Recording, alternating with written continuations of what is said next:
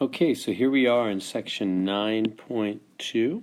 Oops, 9.2. 2 means independent samples. We'll see what that implies as we go. So, all right, so the first problem here in the homework, determine whether the samples are independent or dependent. So what's that mean? Well, independent would be not connected, and dependent would mean connected.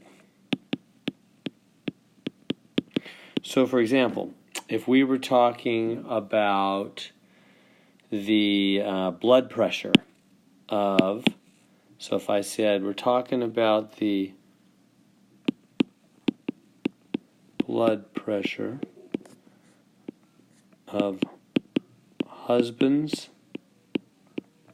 or here, let's just do, instead of blood pressure, let's just do the height. The height of husbands and wives.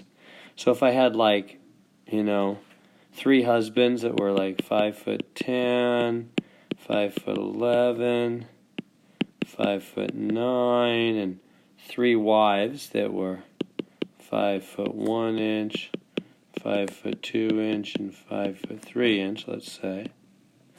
So this is the husbands with their wives. And we asked the question, who's got the, some kind of, well, let's just forget about the question. So this would be a connected group of data, dependent, right? Because taller husbands are probably going to be married to taller, and well, that's not always true, of course, but it's still true to say this is dependent data, meaning there's a connection between this person's height and this person's height, namely they're married, and this person's height and this person's height. Now, I'm not sure heights would be affected, but some things would be. So that's dependent data, we would call it. We would say that this list of numbers is very much dependent on the other list of numbers. They're not separate. They have a dependent relationship. Now, an example where things are not connected and independent would be if I just had 3 random men heights, just 3 random men, and 3 random women, not married, whoops, 3 random men, 3 random women heights, I just picked 3 men at random, 3 women at random out of some big crowd.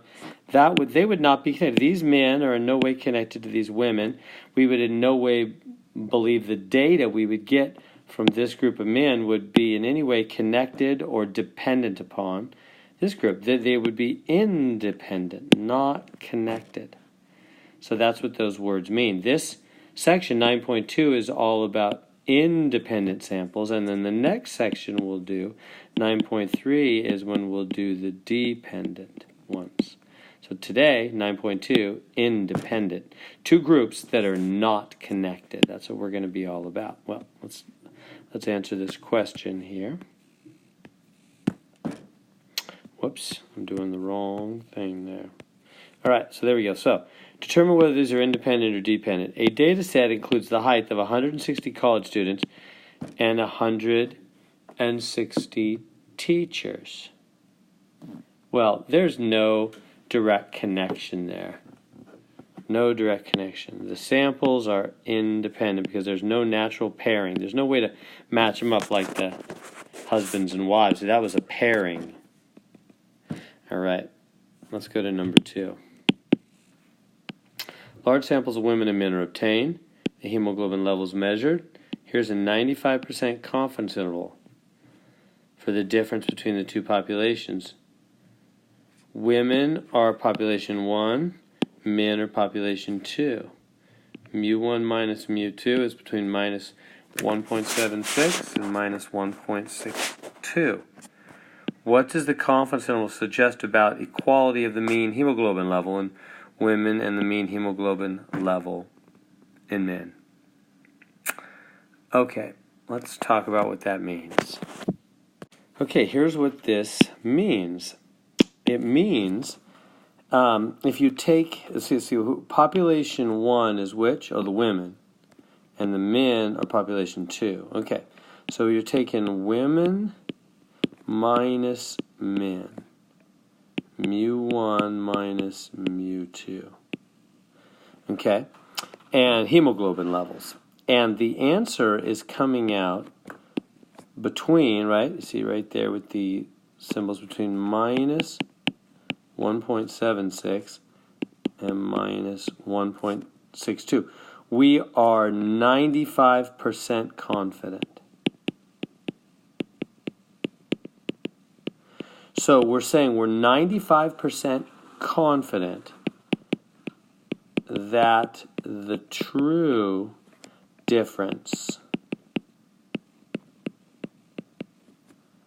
of women minus men hemoglobin is between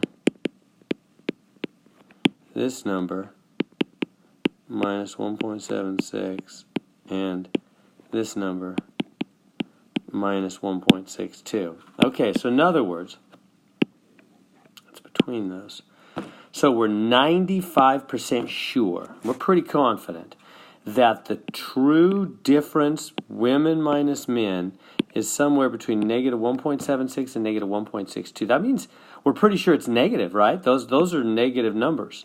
So if the real number, so we don't know what the true is, like for every man and every woman in the whole universe, if you took the average woman's hemoglobin level, subtracted the average man for the whole universe, we're 95% sure that the real answer you would get is somewhere between minus 1.76 and minus 1.62, which means it is negative.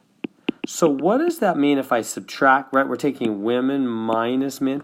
What if I subtract two numbers, women minus men, and I get a negative answer? Have you ever thought about that? What happens? What does that mean about the numbers? How can you subtract two numbers and get a negative answer? Because that's what we're saying, right? We're saying we're 95% sure the real answer, women minus men, is between negative 1.76 and negative 1.62. It's negative, in other words. Somewhere in that negative, between those two negative numbers, it must be negative. Well, the only way you're going to subtract two numbers and get a negative is if the second one's bigger, the first one's smaller. Like, 4 minus 7 or something. You'll get a negative 3. See, if the second number is bigger than the first, if the first number is smaller, another way to say that is the first number is smaller, second number is bigger, you subtract them, you'll get a negative answer. So that's what we're saying when we're saying we're 95% confident that the true difference for all men and women in the whole world is somewhere between these negative numbers. In other words, is negative. That means we're saying men number is bigger, women number is smaller. We're 95% sure. That's what we're saying. And notice 0 is not in that interval, right? If you go on a number line, here's negative 1.76, here's negative 1.62, and then 0 is way over here, and like positive numbers are over there. And we are 95% sure that the true difference is somewhere in this interval here. So 0, so it's not 0, it's negative. So it's not 0. What is that saying? If I subtract two things and it's negative and it's not 0, therefore, I'm very sure they're not equal, right? Because the only way you're going to subtract two things and get 0 is if they're equal, right? If you subtract the two numbers that are equal, it comes out 0. Well, we are 95% sure that this difference is going to be negative, right? Between negative 1.76 and negative 1.62 in this zone where 0 is not. So we're, if 0 was a possibility, then they'd be equal numbers. If you subtract two equal numbers and it comes out 0. Well, we're 95% sure that the difference is not 0. They're not equal. The difference is negative, which means the men number is bigger, the women number is smaller. We're 95% sure.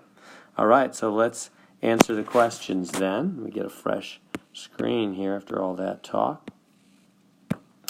All right, what does it mean? Because the confidence interval does not include 0, right? Here the confidence interval is minus 1.76 to minus 1.62.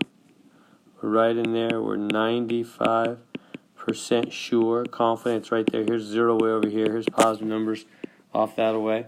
So we're 95% sure, confident, that the difference that of women minus men is somewhere in there. The women minus men. That's what they told us. Women is population 1. Men is population 2. And we're taking 1 minus 2. Women minus men. We're 95% sure that it's in that negative zone, which means the women is some smaller number like 4 and the men number some bigger number like 7. They're not equal. So because the confidence interval does not include 0, it appears that there is a significant difference between the mean level of women and men, right? If they were equal, the difference would be 0. If you subtract two numbers like 7 and 7, you get 0. If you subtract two equal numbers, you get 0. We're saying no way that the women minus men, it's something negative. No way it's 0. 0's not. We're 95% sure it's something negative.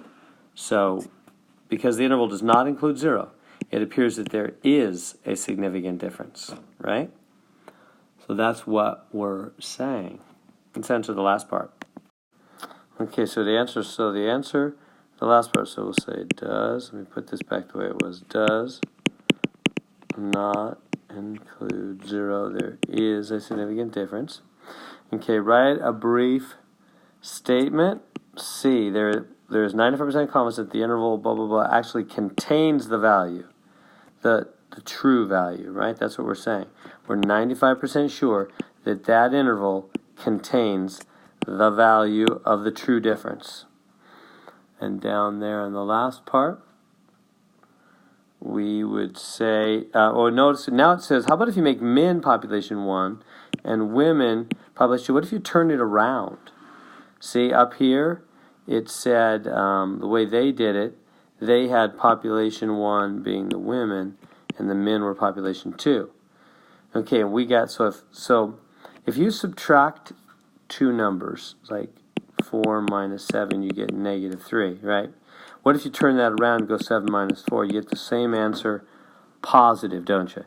So if they say put men, if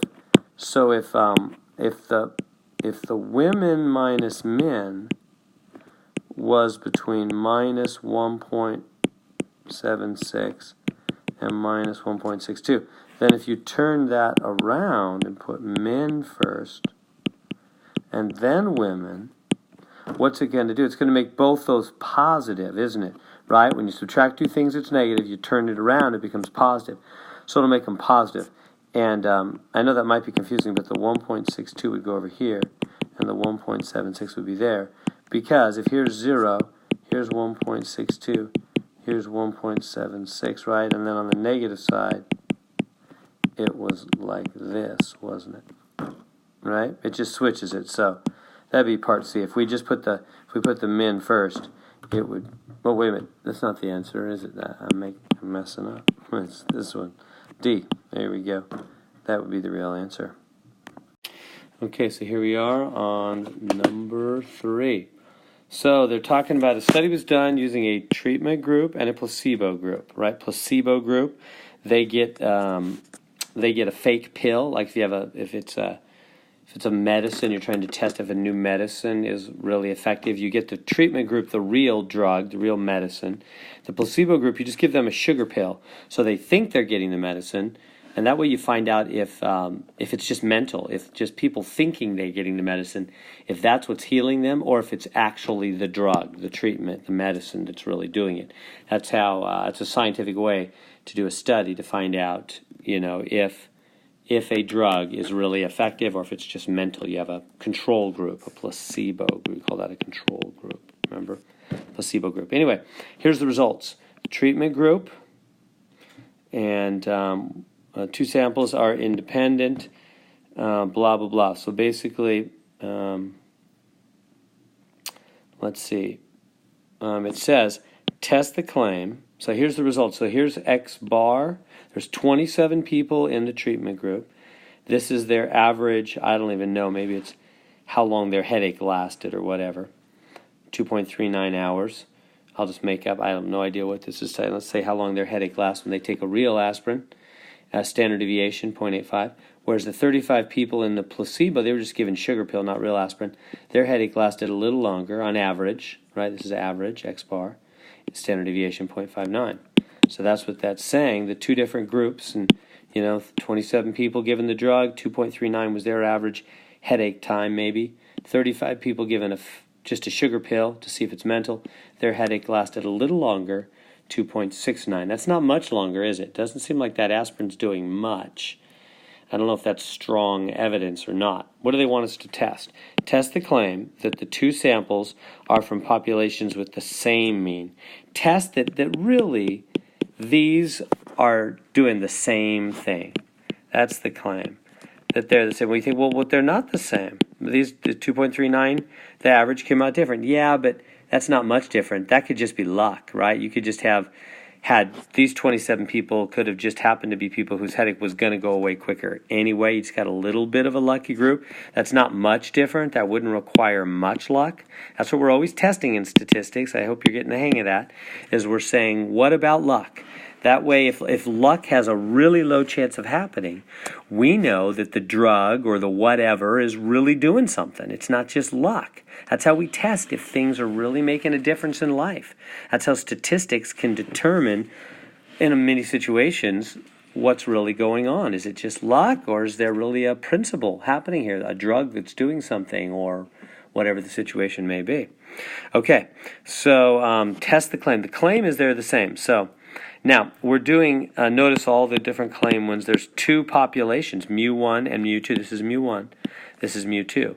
So we have an alternative, a null hypothesis and an alternative. And the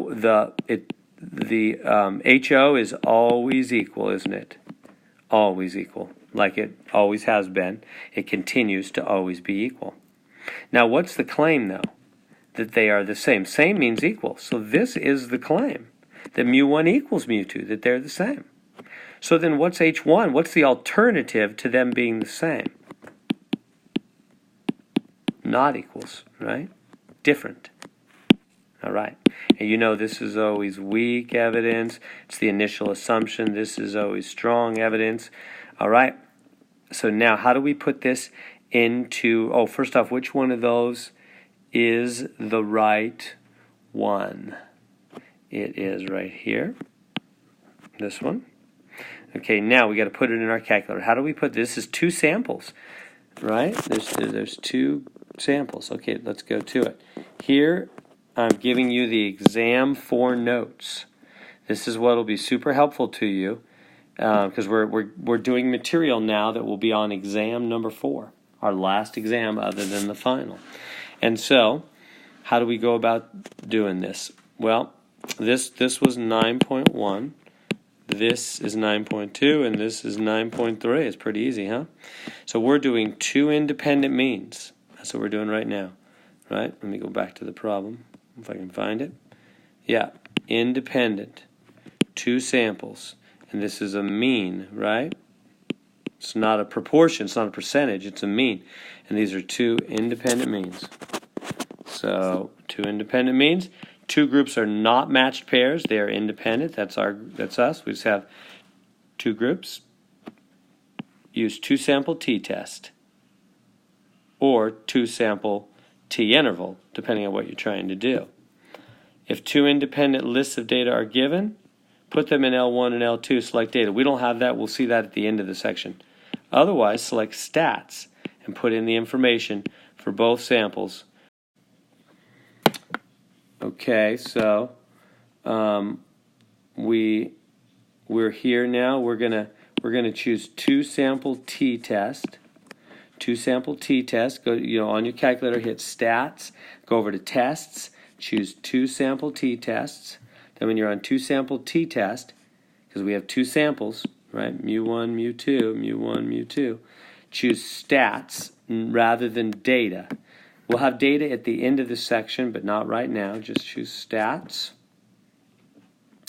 Okay, and we've already got the null is that they're equal. and right, because that's what they're saying. They're saying that these two populations are the same. That's the claim. Test the claim that the two populations are the same. So that's the claim that they're equal. So the alternative is they're not equal. Weak evidence always on HO, strong evidence always on H1. Okay, so go to your calculator, go to sample T, choose stats, and put in the information for X1 bar, which is right here, X2 bar, which is right here. Put in SX1, which is right here, SX2, which is right here, standard deviation. Oh, I forgot N1. There's N1, and N2 is right. Whoops, right there. Put all that information in. Go down to the bottom of your screen. Oh, for pooled, always just choose no. We're not going to do that. We're not going to pool the two datas together ever in this class. And then just hit calculate. Hit the buttons on your calculator. You should get a test statistic that comes out to be minus 1.57 and a p-value that's 0.125. So what does that mean? That p-value is, what's the 0.01 sigma? That's greater than 0.01 if the p is not low. The HO does not go, right? We're going to keep the null. It's not going to go away. So it's weak evidence that they really are equal. So there's some weak evidence, right? Even though these numbers came out different, it wasn't different enough. The evidence is weak, but we believe they really are equal. So here we are in B, right? Failed to reject the null. There's not sufficient evidence to warrant rejection of the claim that the two samples have the same mean, right? Okay, so now there's one more part to this question. We come over here. Oh, I got the whole thing on the screen now. And they say, construct a confidence interval suitable. Now, what does that mean, suitable? What's a suitable confidence interval? A suitable, let me write out the plan for you. Suitable confidence interval. Basically, it's related to the significance level. So we'll call alpha is what they call, that's a funny looking name. I'll just call it A so it's less confusing. It's alpha, it's a Greek A, but whatever. That's what we call the significance level. Remember what that is? That has to do with the chance of luck. We want the chance of luck to be really, really low. We want a significance level, so 0.01 in this case, 0.01. That's the chance. We want there to be less than a 1% chance of luck for us to draw our conclusion on this problem. That's how significant we want the data to be. We want it to be really significant. Well, that tells you what your suitable, if the confidence interval is connected to the significance level. You see, because significant level tells you how strong your conclusion is, how confident you are. So anyway, long story short, let me give you the rule here. It is this. If you have a not equals test, then the confidence interval is 1 minus A. So in this case, and if you have a greater than or less than, then the confidence interval is 1 minus 2A. Because greater than and less than is just one side or the other, so you have to double the significance level. Whereas if you do not equals, if something's not equals, it could be higher or lower. It's both sides. You don't have to double it. That's what a confidence interval is, right? It's a zone in which you're confident, so you can that it's in there. So it could be outside of the confidence interval, it's above it or below it. So I don't know if that's making a lot of sense. Let's look at this problem. So what was our problem? What was our deal? Well, this was our test. Ours was HO equal, and it was H1. It was H1. Oh, I'm sorry, that's not what it was. It was H1 right here, not equal. So that was so we're in not equals. So the not equals case, not equals, your confidence interval is going to be 1 minus alpha. So our confidence interval is 1 minus alpha. It's 1 minus 0.01. Alpha, remember, alpha is the significance level. So 1 minus 0.01 is 0.99. So in other words, being 1% sure, right? That's this test, this hypothesis test we just did. We wanted to be sure beyond a 1% chance of luck. That's how significant we wanted the results to be. We wanted less than a 1% chance that it was just lucky data, but that it really meant something. Well, that's the same thing as finding a confidence interval where you're 99% confident, because you're saying there's only a 1%, I'm 99% confident, there's only a 1% chance that there's just something lucky going on. See how that's the same thing? So if for a not equals, your confidence interval is just 1 minus alpha. So it's 1 minus 0.01, it's 99. 99% confident, that means there's less than a 1% chance of luck. So basically they want me to do a 99% confidence interval down here. How do we do a 99% confidence interval? Well, we just go to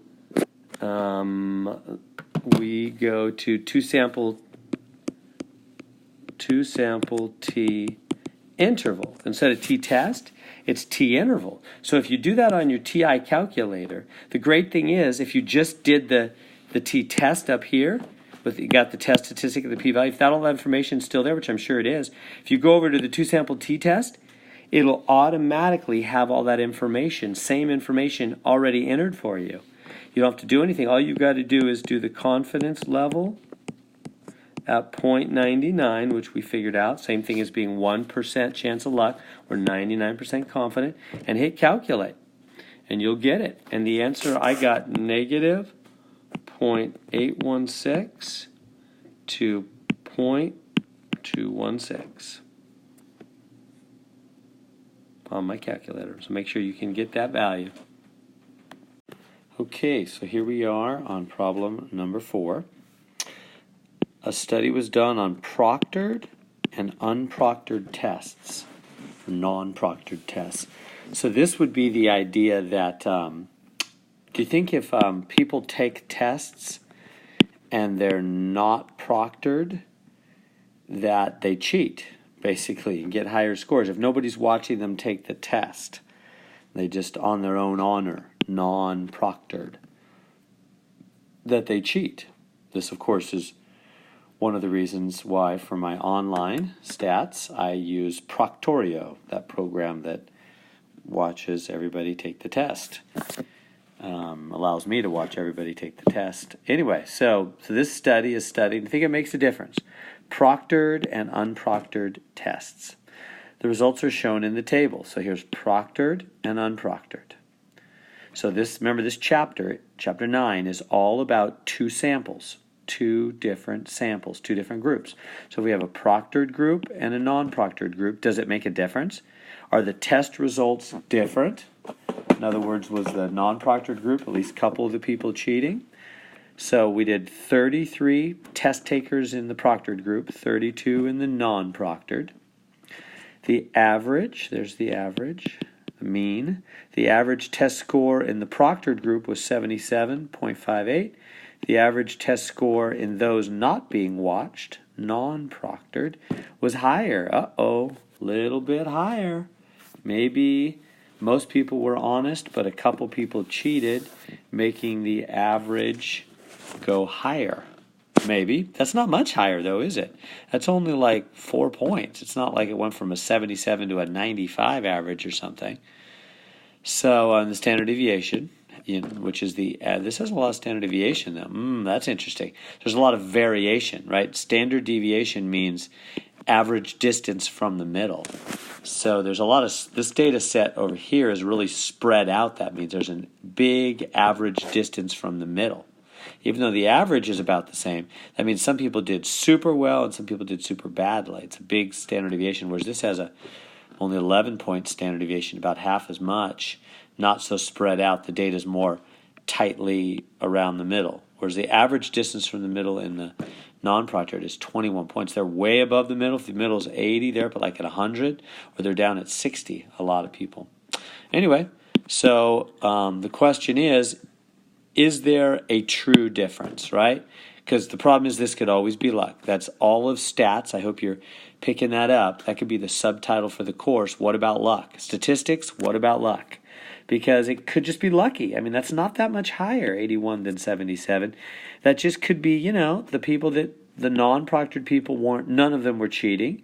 They just happened to be a group that was going to do a little bit better on the exam anyway. That could happen by random luck if you just grab 33 people and 32 people, split your class in half and at random, and you just happened to get the group here that was going to do a little better anyway. None of them cheated. Maybe.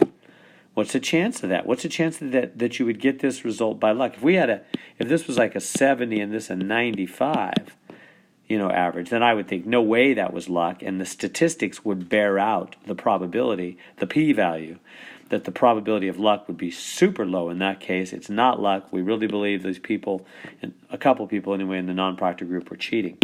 But with 77 to 81, I don't know, pretty close. Let's see what the stats say, what the chance of luck is. All right, so test the claim that the students taking non-proctored tests get a higher mean. Yeah, the people not being watched get a higher score. So that's the mu2. So we're saying mu1, mu2.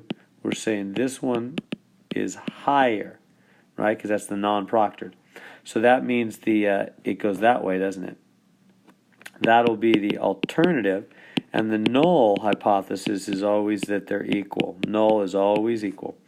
This one is the claim. This is what's being said, right? The claim that it's higher for the non-proctored.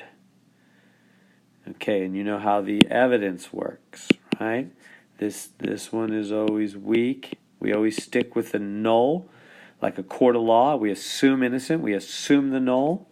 Unless evidence is strong, in that case, low chance of luck, then we go with H1, right? Evidence beyond a reasonable doubt. Okay, so first off then, what is our right setup? Isn't this it right here?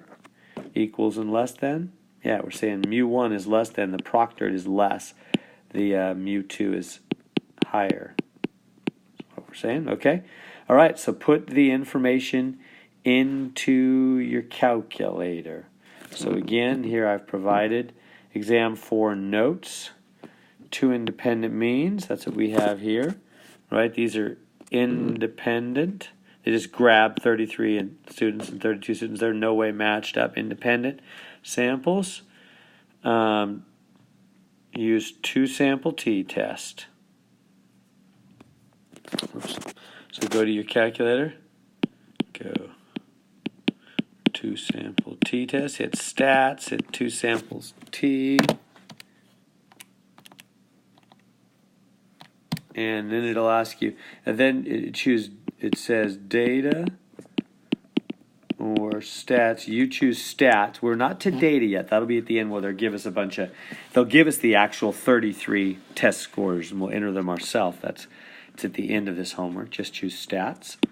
And then put in the information. X1 is 77.58 right there. And SX1, the standard deviation, 11.11. N1, the number in the first group, 33. And it asks me X2. It's over here, 81, the other average score, 81.59. SX2 right here. Can't read those, I'm scribbling them up so much. 21.93, and into the number in the second group, 32. put all that information in. Always choose when it says, see how I'm telling you right here, pooled, always choose no. So we're not, so pooled, pooled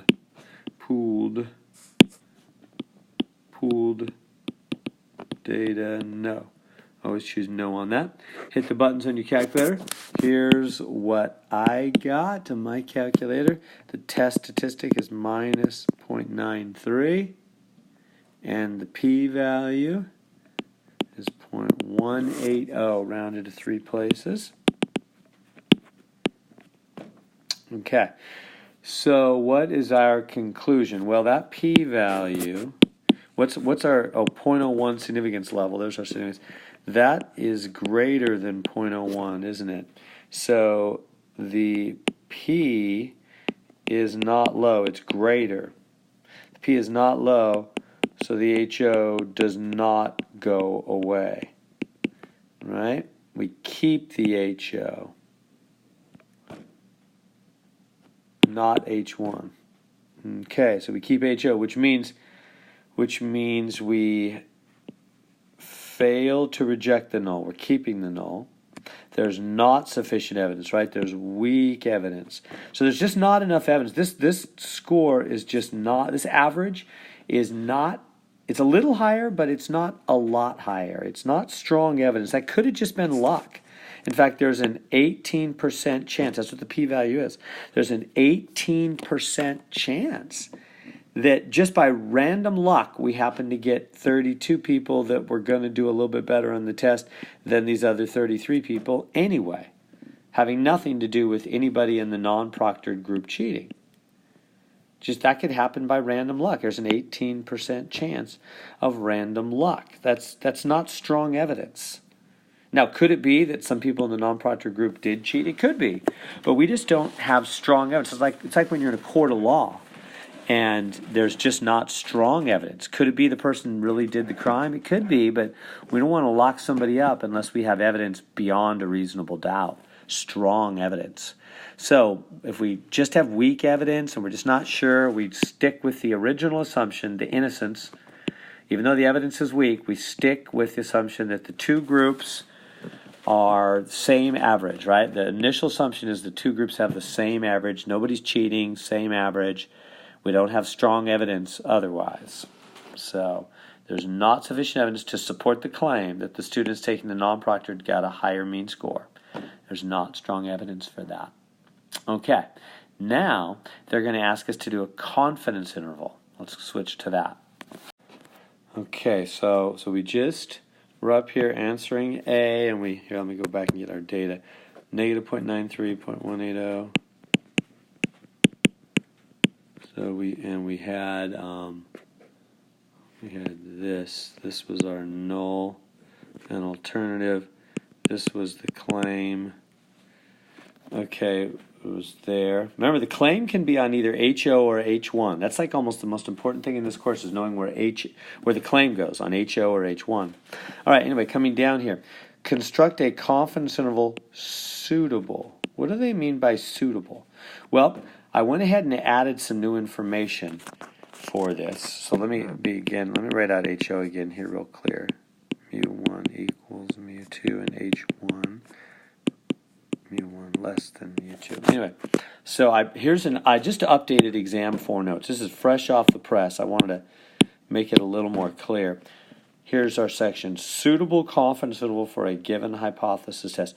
To find what confidence percent is suitable, meaning it is the exact same confidence interval as the hypothesis test. For a given hypothesis test, here's what you do. If A is the significance level, for H1 not equal, for H1 greater than or less than, there's two different processes that you have to follow. You're either going to go 1 minus A or 1 minus 2A. Right, so do you see the examples there?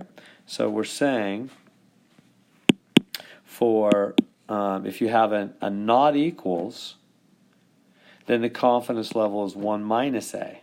For example, if A is 0.01, you'll go 1 minus 0.01, 99% confidence interval. If it's greater than or less than, then you do 1 minus 2A instead of 1 minus regular A.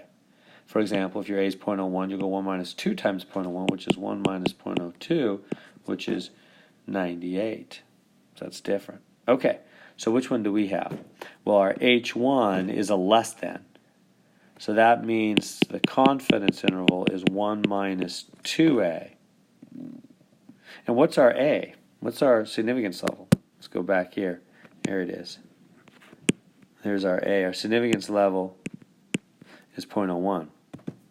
So A equals 0.01 significance level. So our confidence interval then is 1 minus 2 times 0.01.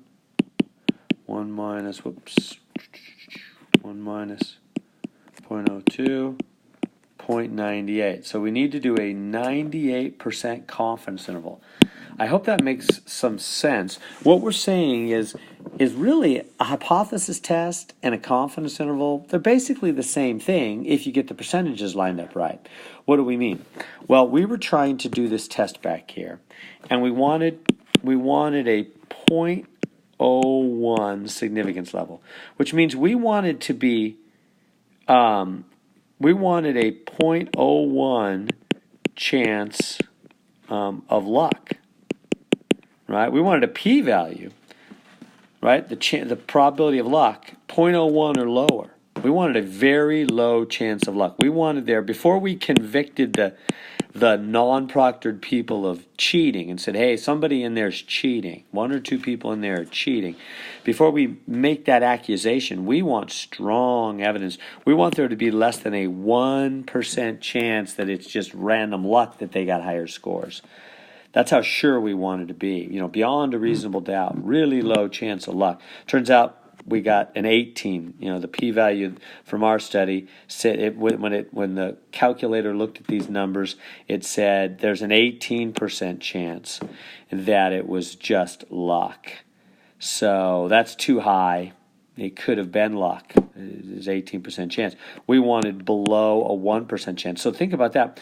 We wanted to be very confident that these scores being higher would be so much higher, the non-proctored people would get such a higher score that there's just only a 1% chance that by luck you would be that much higher. Well, that's the same thing as being 98% confident of what? Let's finish up the confidence interval and get our interval on C. So go to your calculator now. We're going to do, here's what we do.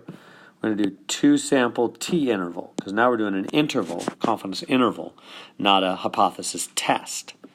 Right? This is for hypothesis test, confidence interval. Let's do a 2 sample T interval. So 2, because we're still talking about 2 samples. 2 sample T interval. And then it'll automatically populate with all the information you had back here. All this will automatically be in there already. It's nice the way the TI calculator just puts it in there right away. So it's already in there when you do that. So you just calculate it, and the 2 numbers I got. Oh, and you got to choose 98% confidence interval, 98%, and then calculate it. I got negative 14.45 to 6.43, rounded to 2 decimal places. Okay, so what that means is remember what a confidence interval means. It means that we are 98% sure, confident, right? 98% confidence, 98% sure that the true difference is in this interval here. So what interval? The interval between, so we go to the number line, so this would be negative 14.45 and positive 6.43. By the way, 0 is about right there, huh? So we are 98% sure. 98% sure that the true difference is in that interval, somewhere in that interval, between negative 14 and positive 6. We're 98% sure. That's the same thing, because if you're 98% sure that it's in this interval, then there's a 1% chance it's out here and a 1% chance it's out there. There's the 100%, right? So in other words, there's only a what? 1% chance on each side. And we were doing this right here is what we call a one-sided hypothesis test, meaning we were just saying, what's the chance that mu2, which is the non-proctored people, were higher? That's a one-sided test, right? We didn't say higher or lower. We didn't say, hey, we think there's cheating if they get a higher score or a lower. No way. Nobody cheats to get a lower score. We were saying, what's the chance that it's one side higher, that they got a higher score, so much higher that we think they cheated? There's a low chance that could happen by luck, less than a 1% chance. So we were testing for a 1% chance of luck on one side. One side. So that's the same thing as doing a confidence interval, which is always in the middle, 98%, because that leaves 1% on each side. Same thing. So it's exactly the same thing to do a 98% confidence interval in the middle as to say 1% on each side. So anyway, they say, does the confidence interval support that? This answer will always be yes. I can just give you this yes. They always agree. They're saying the same truth. And why? Why does it say the same truth? Well, look at the confidence interval for a minute. It goes from negative 14 to positive 6, which means 0 could be in that interval. 0 is a possibility. So what? What does that mean that 0 is a possibility? Well, if 0 is a possibility, remember that we're talking about the difference. We're talking about taking mu1 minus mu2, the difference between them. That's what this is all about, the difference between them. If you subtract two things and you get 0, what does that mean? How do you subtract two numbers and get 0? Like 7 minus 7. So they got to be the same. The only way you're going to subtract two numbers and get an answer of 0 is if those numbers are the same. So when we say that it's possible that 0 is in our interval, right, we're 98% sure that the difference, the subtraction, that's what we're doing on this, that we're 98% sure that if you subtract the averages of the true, like if you subtract the difference, you could get 0, which means they could be equal. If you subtract them and you get 0, we're saying 0 is a possibility. When we talk about the truth, because we're trying to get to the actual truth, of everybody who took that would ever take a non-proctored test versus a proctored test, if there's a chance that the difference is 0, then there's a chance that they are equal. Equal, which is the null hypothesis said they're equal. There's a chance that's true. So that's why, because the confidence interval contains 0. Because the confidence interval contains 0, there's a chance they're equal, which means we have to go with the null. There's a chance. We're 98% sure. If 0's in that interval, then 0's a possibility. And it's possible that they're really equal, which means really they didn't cheat. And really their averages would have been equal. It just was lucky one group did better because they were just better knew the material better, not because they were cheating. There's a chance of that. We're 98% sure. You see, if 0 wasn't in the interval, then we'd say, no way, we're confident they're not equal, right? But 0 is in the interval, so they could be equal, so the null could be true, which is exactly the same conclusion the hypothesis test gave us. You see, the confidence interval has 0 in it, so the null could be true, they could be equal. Okay, so now I'm on to problem number 7. I skipped 5 and 6. They're exactly like number 4. Nothing different. 5 and 6 are just like number 4. Same thing. Now, number 7 is slightly different, so I'll do number 7. All right, we're talking about BMI. What is BMI? Given in the table are the BMI, body mass index, statistics for men and women. So male body mass index, 50 men were grabbed at random. This was their average body mass index. And 50 females were grabbed at random. This is their body mass index. So basically a higher body mass index, looks like the men have a little bit higher than the women here, means they have a little more fat on their bodies, basically, is what that means. It's body mass index is a person's weight in kilograms divided by the square of their height in meters. Anyway, it's basically weight over, it's an indication of your weight divided by your height, kind of. Your weight divided by your height squared, but it's got to be weight in kilograms divided by your height in meters squared. Anyway, we're not calculating it, but the higher the number, the more fat supposedly you have on your body. So the average man looks like they have a little more fat than the average woman in the body mass index.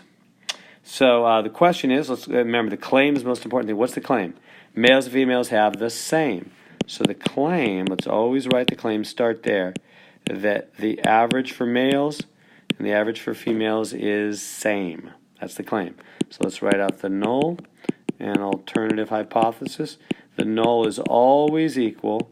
The alternative, now what's the alternative going to be? If the null is equal, the alternative's got to be not equal, right? And this one's the claim, because right there it says the claim is equal. Right, there's nothing in here says greater or less. Nothing says the men are greater, the women are less, or women are greater, nothing like that. It just says the claim is they're the same. So we put that up there. Claim is they're equal. And then the opposite of that, they're not equal. And you know how evidence goes.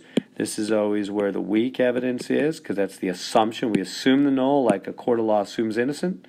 If the evidence is strong beyond a reasonable doubt, then we go with the alternative.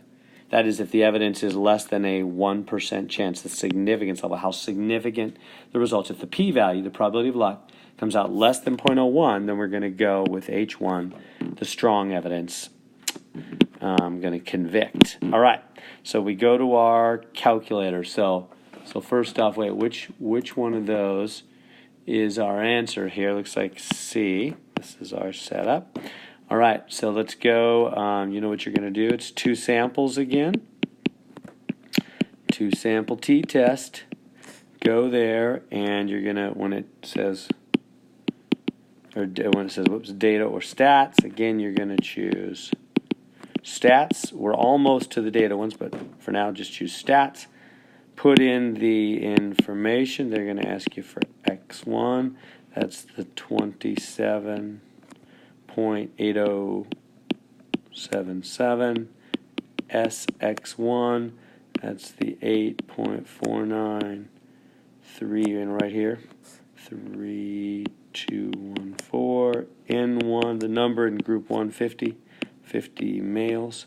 And then they're going to ask you for the female information, X2, the average body mass index for females, 26.0089.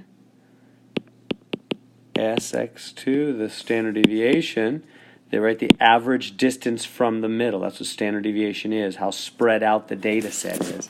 The women are tighter, meaning they're all right around the average, whereas the men are more spread out. There's more heavy men and super skinny men. There's more of a spread. But the women have lower standard deviation. That's average distance from the middle. The women are closer to the middle. The men are further from the middle on average. Average distance from the middle. Standard deviation 4.032925. And the number of women, the number in group 2, it's also 50. Put that information in. Remember, you always, when they ask if the data is pooled, we always say no.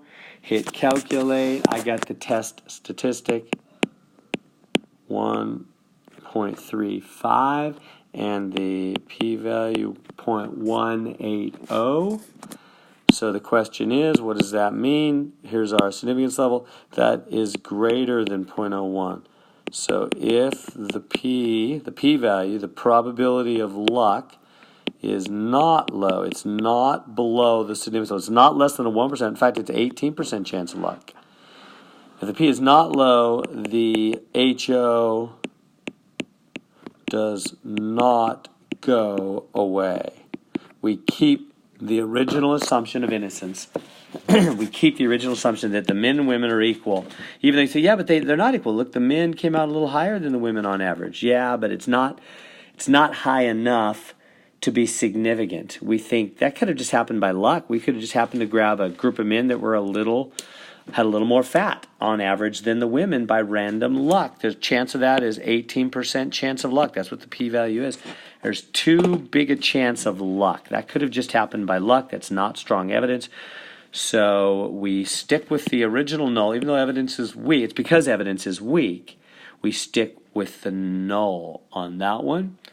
So that's D down here. We failed to reject the null. There's not sufficient evidence to warrant rejection of the claim that men and women have the same. We can't reject that claim. There's not strong enough evidence to reject that claim. We stick with the claim that men and women are about the same. We don't have strong evidence otherwise.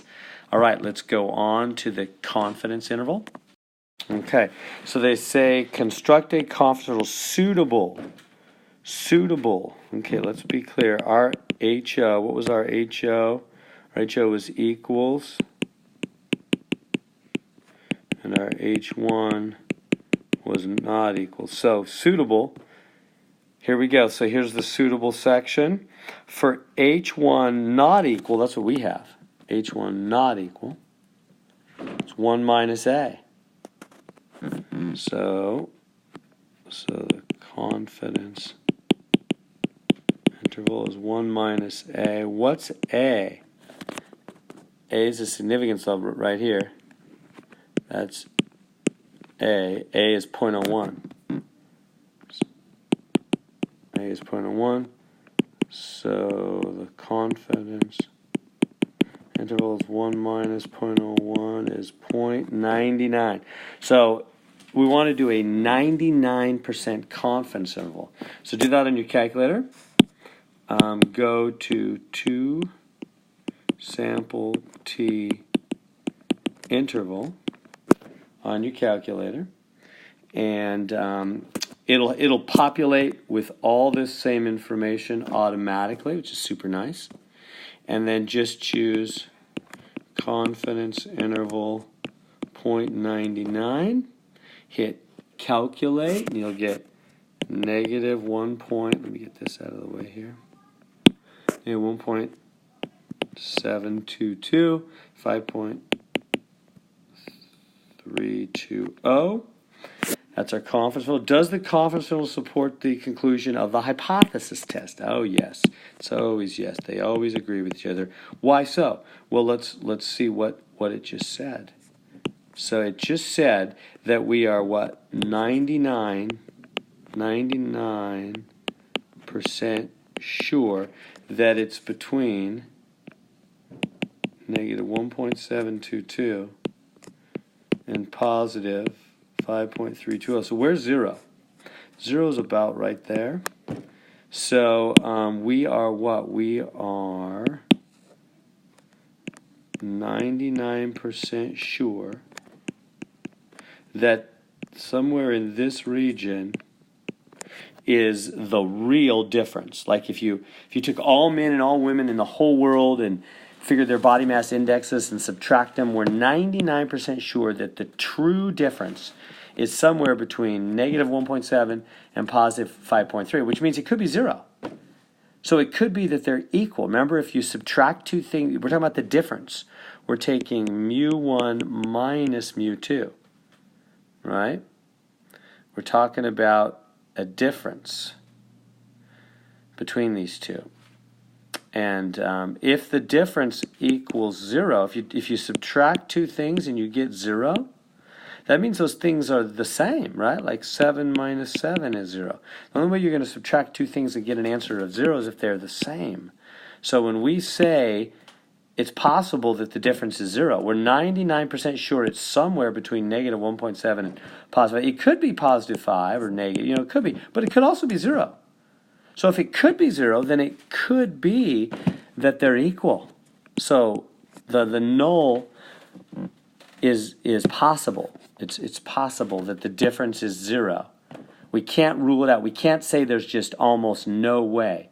There is a good way. We're 99% sure it's somewhere in that interval, which means it could be 0. So they could be equal. So that's exactly what the hypothesis test concluded. That the evidence is not strong enough to reject the null. We have to stick with the null. They could be equal. It contains 0. It's because the confidence interval contains 0. And if their difference is 0, then they are equal. It's possible. Okay, here we are on number 8. Now we're going to have a data table about something called strontium-90, a simple random sample of baby teeth from 2 different cities. So I don't know what strontium-90 is, or if it's something good or bad. I have no idea, but we're just checking to see strontium-90. So if you click on the data table, you'll see it. So we'll go here. Here's city 1, the data. Here's city 2, the data. So when they give us these data tables, let me go with you to the exam 4 notes. Here's exam 4 notes, and it says if 2 independent lists of data are given, put them in L1 and L2, select data. So let's first do that. So we got to put this data in L1, put this data in L2. You know how to do that, right? That you hit stats on your calculator and then go to the edit menu. You'll be on the edit menu. Hit enter. And then you go to the top of L1 and hit clear, the clear button on your calculator, and enter. Go to the top of L1, hit clear and enter, and it'll clear out the whole list. You do the same thing for L2, and then put in the data. All right, so first put in the data, L1 and L2, put that in. All right, now let's get back to the question. You know the most important part is the claim. So what's being claimed on this problem? I don't see the word claim. Oh, to test the claim that the mean amount from city 1 is greater than city 2. Claim city 1 greater than city 2. So mu1 greater than mu2. That's the claim, right? That the average amount of strontium-90 in the baby teeth from city 1 is greater than the average in city 2. So city 1 has more of this strontium-90 in their water or whatever is the claim. Okay, so let's turn that into a null hypothesis. And also remember the null is always equal. So, and then the claim is right there. There's the claim. All right, evidence is weak here, strong there. It's always the null hypothesis is always the assumption. We only, like assuming innocence, we only stick with that if evidence is weak. We only go with the alternative hypothesis if evidence is strong beyond a reasonable doubt, meaning the chance of luck, the p-value, the probability of luck, is lower than the significance level. All right, so there we go. So now, getting back to your calculator, what do? So we go to 2-sample t-test. So go to 2, because we're still talking about 2 samples. 2-sample t-test. But this time, when you choose 2-sample t-test, and they ask you right away, like, where's your input coming from? Is it coming from data or from stats, like summary statistics? This time we say, we got data. We're coming from actual data. They're not just giving us a summary, like here's the average of 20 numbers. They're showing us the 20 numbers. So data. So this time we choose data, and which is different. And then when it says list L1, right there should be, it probably will have L1 already on, or sorry, it says list 1, doesn't it? Not list L1, list 1. And so it's asking you, where do I get list 1? And you're telling it from L1. It'll probably already be there. If it's not, you have to hit second and 1. That's how you make L1. And to say, where should I get the data for list 2? Well, L2, we put it into L2. If it doesn't already say that, it probably will. Then hit second 2. That'll put in L2. And then when it asks you frequency in list 1, that's always 1. The frequency, that just means the numbers in the list. Like you could, like if you had 27 threes, you could just put in a 3 one time and tell it the frequency is 27. We're not going to have that. We just stick with frequency for both list 1 and 2 is 1. And then it asks us, then we do our H1, so we choose the greater than option. And pooled is always no. We always choose no for that. And then calculate it, and you should get the information you need. I'm getting a test statistic. Of I forgot to choose. Here's our setup for D. And then the test statistic 1.45. The p-value 0.083. All right, so what's that mean? That is greater than 0.01, our significance level. So if the p is not low, the probability of luck is not low, the HO does not go away. We stick with the no. There's just not strong evidence. There's only weak evidence. The probability of luck is 8%. It's too high. We have to stick with the original assumption. There's not strong evidence. There's weak evidence. We have to stick with the assumption that mu1 and mu2 are equal. The amount of strontium-90 in the two cities is equal. So we choose option, what is it? C. Fail to reject the null. There's not sufficient evidence to support the claim, right? We can't go with the claim down here that the mean amount is greater. No, there's not strong evidence for that. So there we go. So that's data. So that's actually in some ways easier. You just got to put in your data right there into L1 and L2 on that. There we go. Okay, so here we are on number 9. Listed below are the time intervals between eruptions of a geyser. Assume that recent times are within the past few years and past times are 20 years ago. All right, so basically in recent times, these are the times, are these in I assume it's minutes? It says minutes right there. So 79 minutes. So in other words, there's a geyser eruption, and then 79 minutes later, it's at an hour and 20 minutes, basically.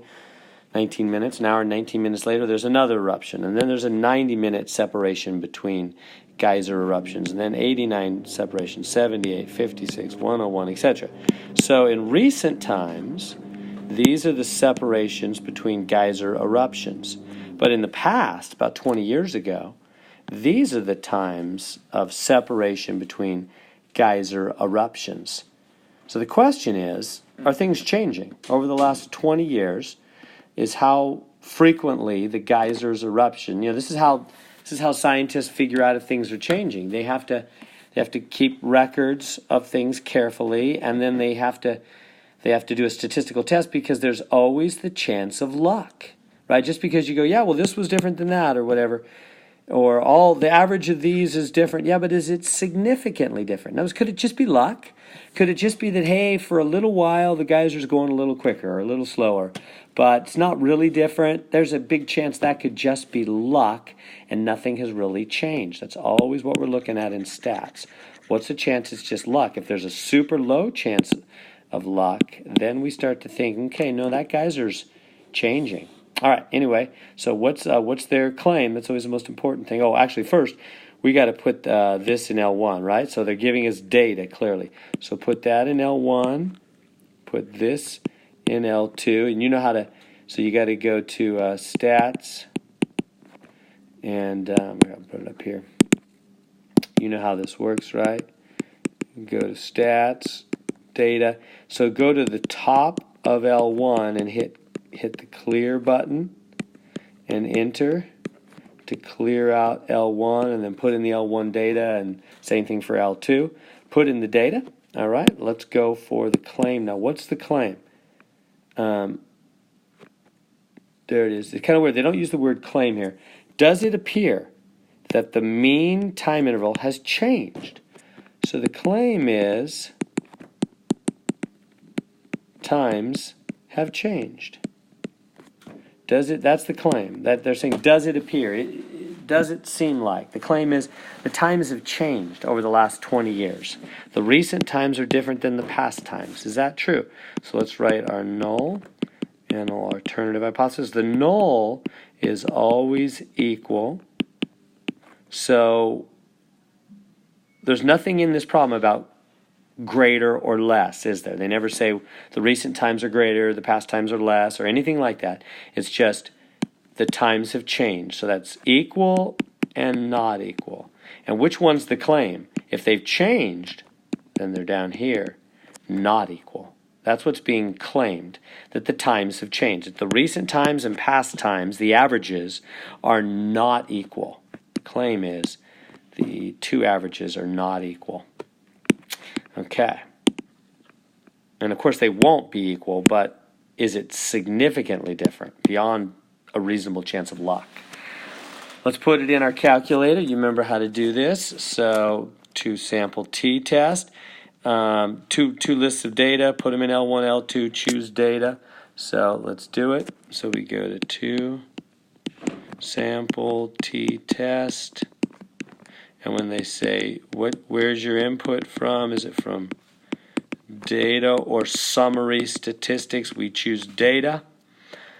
And when we choose data, you know it's the same old thing. List 1 is L1. List 2 is L2. Frequency, those are both going to be 1. Frequency 1 is 1. Frequency of the items in list 2 is also 1, meaning we're just, each of those numbers counts only once. Then we have a not equals. It's called a two-tailed test. We choose the not equals. Pooled is always no for our course. Choose no. Calculate it. I'm getting a test statistic negative 2.01. I'm getting a p-value 0.055. And so what does that mean? Well, they say here, make a conclusion, 0.01 level. So this problem, they're talking about 0.01. Sorry, 0.10, and then they're going to change it. Look up here, it says 0.10 or 0.01. So first they want me to do 0.10, 0.10. This is lower than 0.10, right? 0.05 is less than 0.10. 5 is less than 10. So that means if the P is low, it is low in this case, the HO must go away. So bye-bye HO, we keep H1. Meaning the evidence, and you know how that works. This is always weak evidence. This is always strong evidence. The evidence is strong, meaning the chance of luck is pretty low. It's only 5% chance of luck. There's only a 5%. So the difference between the recent geyser times, so the P is low here. There's only a 5% chance of luck, which is less than a 10%. So we said as long as there's less than a 10% chance of luck, and there is, there's only the difference, right? The times recently versus the times from the past are different, and they're significantly different enough to where there's only a 5% chance that could have been luck. It could always be luck, of course. Anything could happen by luck.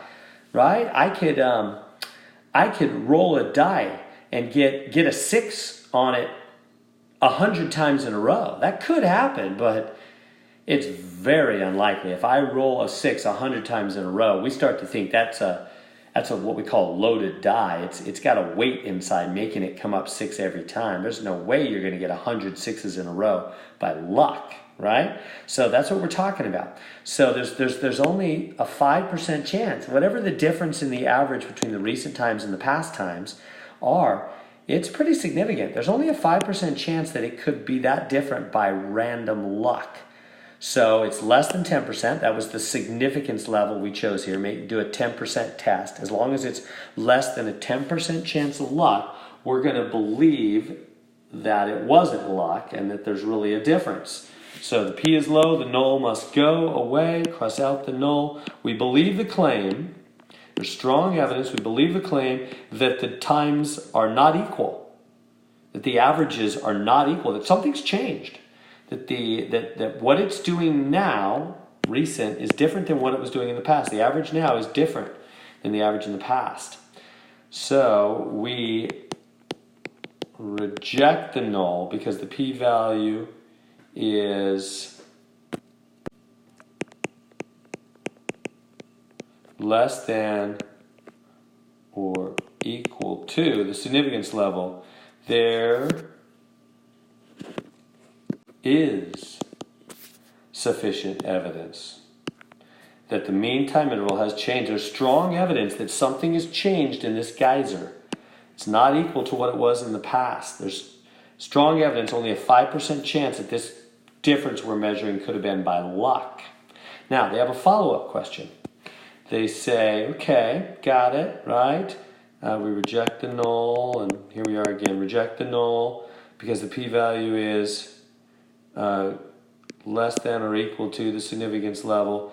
There is sufficient evidence that the time has changed.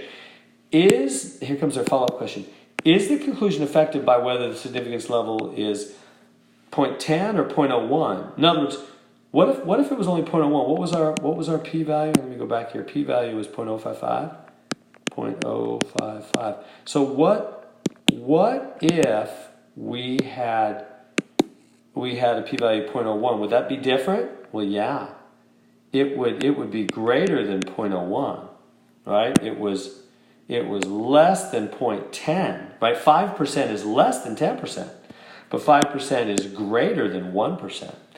If they had wanted that strong of data, if they had wanted 1%, if they'd wanted to know that the evidence is so strong beyond a 1% chance of luck. See, it's just how strong of evidence they want. Kind of like a court of law wants evidence beyond a reasonable doubt. So if they wanted so strong of evidence beyond a 1% chance of luck, if that's what they had asked for instead of 10%, yeah, we would have said, well, we don't have evidence that strong. We only have evidence that's got a 5% chance of luck. So we would have said the P is not low enough, not as low as you guys want it. So the HO, in that case, does not go away. We would have had to stick with the null, which says they're equal, rather than the alternative, which said they're not equal, which was the claim. In that case, for 1%, we would have had to do that. So that would have been, is the conclusion affected? Yes, it's one of these yeses. The conclusion is affected by something because HO is rejected? No, because the conclusion is affected. Wait a minute. When HO is rejected when it's 0.10. Yeah, this is right.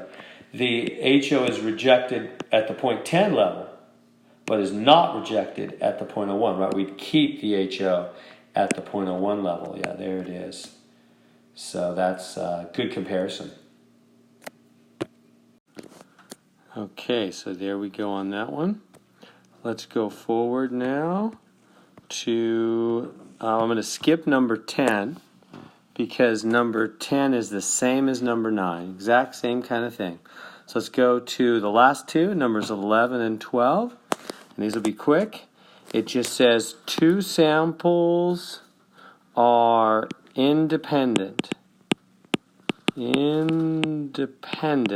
if the sample values from one population are not related to or somehow naturally paired or matched with sample values from the others. That's independent, right? That's like when I told you, 5 men